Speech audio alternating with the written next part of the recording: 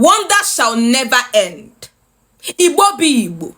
Do you know that BBC wants to release a documentary titled Surviving Biafra? BBC wants to release a documentary titled Surviving Biafra. For what reason? And do you know the worst part is that BBC went and hired someone from another tribe to make this documentary. Don't get me wrong, this is not about tribe, it's about authenticity. This person is from the same tribe who their media made mockery of starved Biafran children during the war. Same tribe who post pictures of starved Biafran children all over social media, making mockery of them, laughing and jesting. Wants to make a documentary about Igbo history so you can profit from our pain.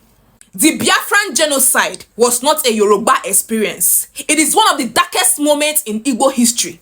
It is one of the darkest moments in Igbo history. And tell me why the title of the documentary is called Surviving Biafra. Why?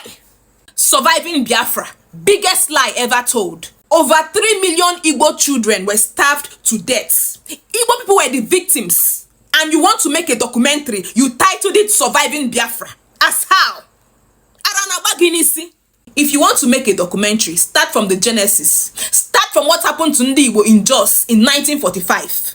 Don't cook half-baked stories to paint Ndi Igbo in a bad light. No. BBC should be the last people making any documentary about Igbo people or Biafra. They should be the last people because BBC were the first media to tag the coup as an Igbo coup in 1966. BBC leave Ndi Igbo alone.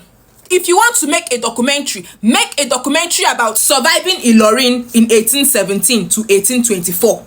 Surviving Dawumi women, surviving Agbero. We don't need propaganda machines telling our stories for us. We don't need. Igbo be Igbo. I am calling for a petition to stop this documentary from releasing it. Ndi Igbo, Ntwani.